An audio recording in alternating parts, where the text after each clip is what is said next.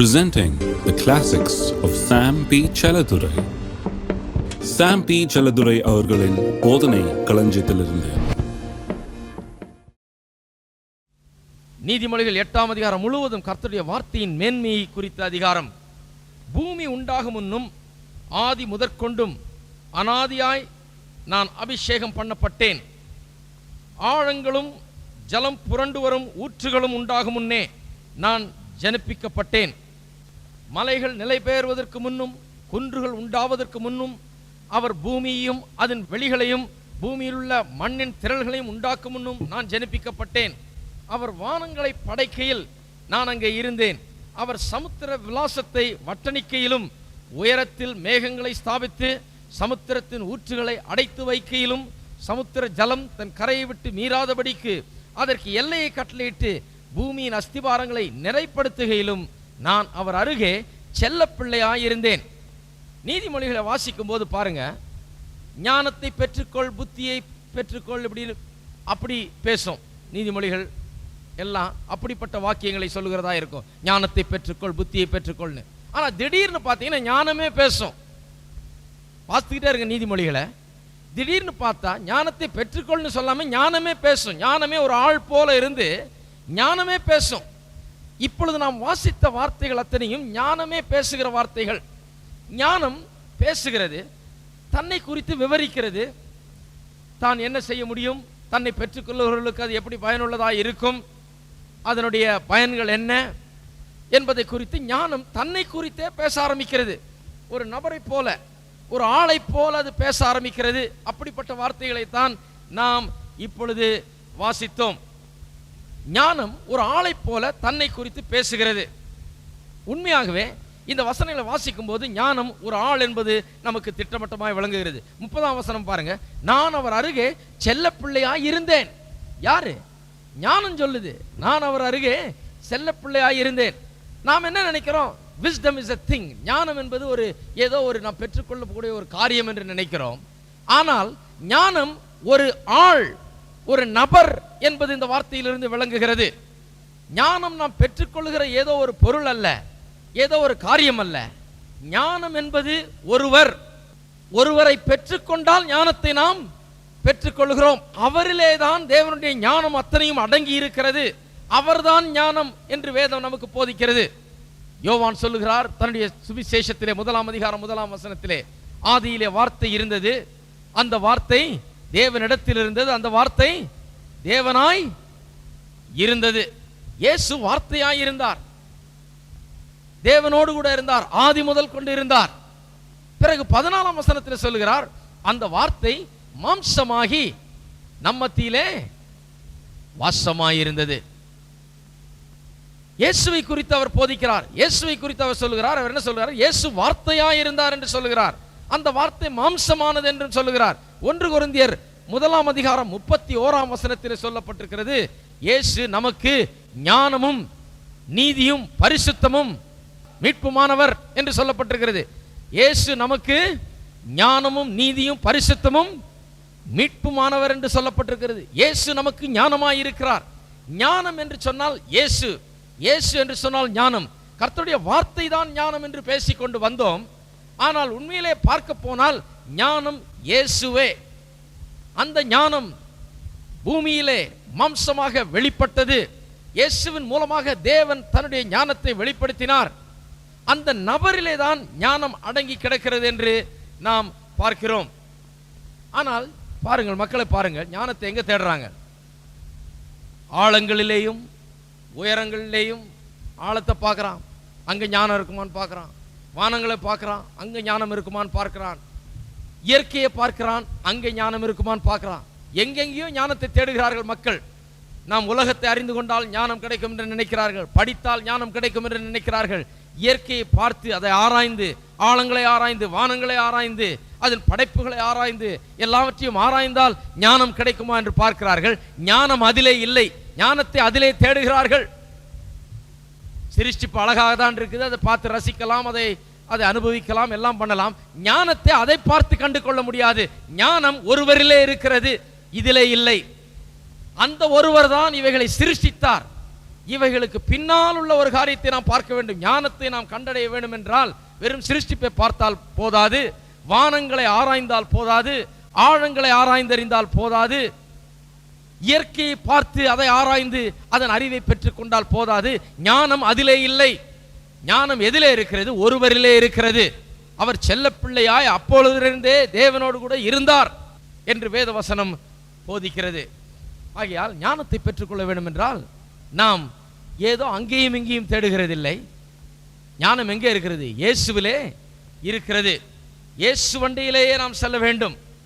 அந்த ஞானம் தான் எல்லாவற்றையும் சிருஷ்டித்தது. ஆவிக்குரிய மண்டலத்திலிருந்து தான் இந்த பூலோக காரியங்கள் சிருஷ்டிக்கப்பட்டது. ஆவியின் மண்டலத்திலிருந்து இந்த காண்கிற உலகம் உண்டானது. காணப்படாத உலகத்திலிருந்து காண்கிற உலகம் உண்டானது. இந்த காண்கிற உலகத்தை கண்டு அதை ஆராய்ந்து அதன் மூலமாக தேவனுடைய ஞானத்தை பெற்றுக்கொள்வது கடினம். இந்த காணக்கூடாத உலகத்தை நாம் காண வேண்டும். அதை நாம் காண்பது அரிது, கஷ்டம் என்பதனால்தான் ஆண்டவர் என்ன பண்ணார்? இயேசுவை இந்த பூலோகத்திலே மாம்சமாக்கி நம் மத்தியில வாசம் பண்ண வைத்தார். காணக்கூடாத தேவன், ஞானமாயிருந்த அவர், எல்லா ஞானமும் குடிகொண்டிருக்கும் அவர் பூமியிலே நமக்காக மாம்சமாகி நம் மத்தியிலே வாசம் பண்ணினார். அதன் மூலமாக ஞானத்தை நாம் கண்டடைய முடியும்.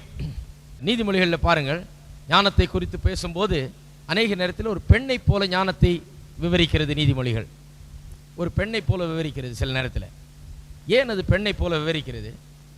ஏனென்றால் ஒரு அழகான பெண்ணை உடையவன் அவளை குறித்து கரிசனையற்றவனாக, அவளை கவனிக்காதவனாக, அவளை ஒதுக்குகிறவனாக, அலட்சியம் பண்ணுகிறவனாக, அவளை குறித்து கவலையினம் உள்ளவனாக இருப்பான் என்றால் அவளும் அவனை ஒதுக்குவாள், அவளும் அவனை பற்றி கவலைப்பட மாட்டாள், அவளும் அவனை அலட்சியப்படுத்துவாள்.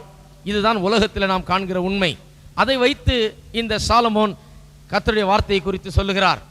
ஞானத்தை குறித்து ஒரு பெண்ணை போல ஏன் பேசுகிறார் என்று சொன்னால், ஞானத்தை தேடுகிறவர்களுக்கு ஞானம் கிடைக்கும், ஞானத்தை காப்பாற்றிக் கொள்ளுகிறவர்களுக்கு ஞானம் தங்கும், ஞானத்தை அலட்சியப்படுத்தாமல் அதை மேன்மைப்படுத்துகிறவர்களுக்கு ஞானம் உதவி செய்யும், ஞானத்தை அலட்சிய பண்ணுகிறவர்களுக்கு ஞானமும் அவர்களை அலட்சிய பண்ணும் என்று உணர்த்தும்படியாகத்தான் அப்படி சொல்லுகிறார்.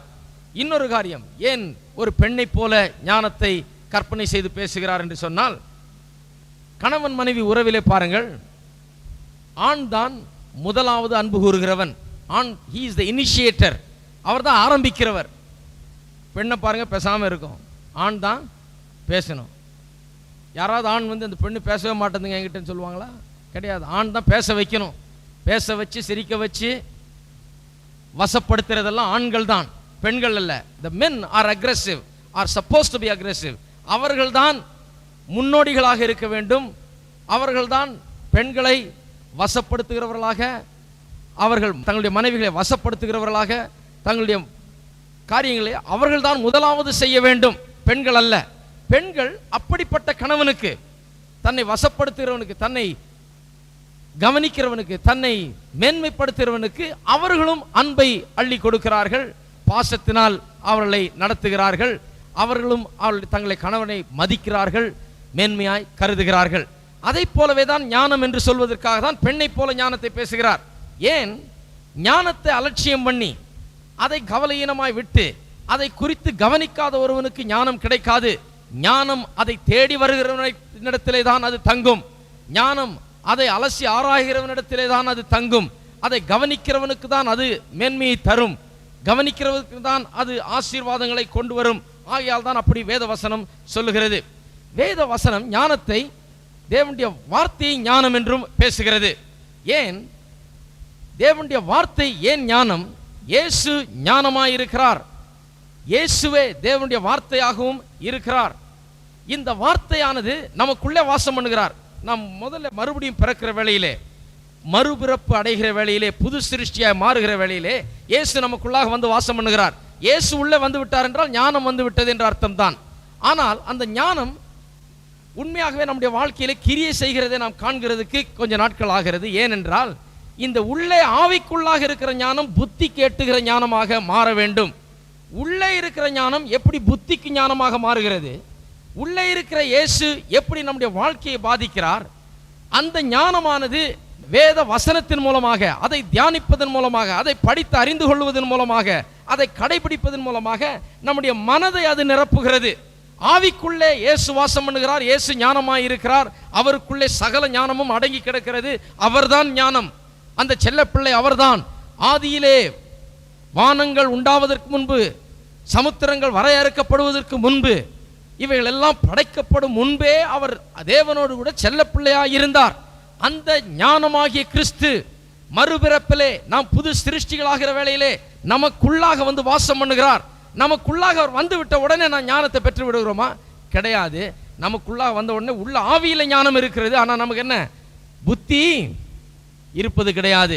இந்த ஞானம் நமக்கு புத்தியாக எப்படி மாறுகிறது என்று சொன்னால், கர்த்தருடைய வார்த்தையை படித்து அதை அறிந்து அதை ஆராய்ந்து அதை தியானித்து அதற்காக நேரத்தை நாம் செலவிடுகிற வேளையிலே தான் இங்கு இருக்கிற ஞானம் இங்குள்ள ஞானமாக மாறுகிறது. நல்லா கவனிங்க, இங்கு இருக்கிற ஞானம் நம்முடைய அன்றாட வாழ்க்கையிலே அது பிரயோஜனப்படாது, இங்கே இருந்தால் போதாது. ஆகையால் தான் பாருங்கள், சிலர் நல்ல ஆவிக்குரிய மக்களாக இருப்பாங்க, இங்கே இயேசு இருக்கிறாரு, ஆனால் அன்றாட வாழ்க்கையில் பார்த்தீங்கன்னா சரியான யூஸ்லெஸ்ஸாக இருப்பாங்க, எந்த விதமான பிரயோஜனமும் கிடையாது. இயேசு உள்ளே வாழ்ந்து என்ன பிரயோஜனம்னு நினைக்க வேண்டியதாக இருக்கும். இயேசு இந்த அம்மாக்குள்ளே இருக்கிறாருன்றாங்களே, இயேசு இந்த ஐயாக்குள்ளே இருக்கிறாருன்றாங்களே, என்ன பிரயோஜனம்? இவருக்குள்ளே இருந்து என்ன பிரயோஜனம், என்ன ஆச்சுன்னு கேட்க வேண்டிய அளவுக்கு அவருடைய வாழ்க்கை இருக்கும். ஏனென்றால் உள்ளே ஞானம் இருக்கிறது, அந்த ஞானம் அவர்களுக்கு உதவாது. இந்த இயேசுவானவர் உள்ளே வாசம் பண்ணுகிறவர், அவர் நம்முடைய மனதை நிரப்ப வேண்டும், நம்முடைய மனம் புதிதாக வேண்டும், நம்முடைய மனது அவருடைய வார்த்தைகளால் நிரப்பப்பட வேண்டும். அப்பொழுதுதான் அந்த ஞானம் தான் நமக்கு அன்றாட வாழ்க்கையிலே நமக்கு கிரியை செய்கிறதாய் இருக்கிறது. அந்த ஞானம் தான் நமக்கு முக்கியம். ஆகவே இயேசுவை உள்ளே பெற்றிருக்கிறோம். எத்தனை பேர் இன்றைக்கு புது சிருஷ்டியாய் மாறி இயேசுவை ஏற்றுக்கொண்டு மறுபடியும் பிறந்தவர்கள் என்று சொல்லுகிறவர்கள் கையில் உயர்த்தி காண்பீங்கள். புது சிருஷ்டிகளாய் இருக்கிறோம், உள்ளே இயேசு வாசம் பண்ணுகிறார், ஞானம் நமக்குள்ளாக இருக்கிறது, தேவனுடைய வார்த்தை நமக்குள்ளாக வாசம் பண்ணுகிறார். ஆனால் அந்த வார்த்தை எப்படி நமக்கு மனதிலே வந்து நம்மை நிறைக்கிறது, நம்முடைய அன்றாட ஜீவியத்தை எப்படி பாதிக்கிறது என்பதை நாம் அறிந்திருக்க வேண்டும். இந்த வார்த்தை இங்கு இருந்தால் போதாது, அந்த இயேசு என்கிற வார்த்தை நமக்கு இங்கு எழுதப்பட்ட வார்த்தையாகவும் இருக்கிறது. இதை தியானித்து இதை கடைபிடித்து இதிலே நாம் ஜீவிக்கிற வேளையிலே, இதிலே நாம் நேரம் செலவழிக்கிற வேளையிலே நம்முடைய மனது அவருடைய வார்த்தைகளால் நிறைந்து, உள்ளம் எப்படி இயேசுவால் நிறைந்திருக்கிறதோ அதுபோல மனதும் தேவனுடைய வார்த்தைகளால் நிறைந்து காணப்படுகிறது. அப்படி நிறைந்து காணப்படுகிற வேளையிலே உண்மையாகவே அன்றாட வாழ்க்கையிலே அதனுடைய பயனை நாம் அடைகிறவர்களாக இருக்கிறோம்.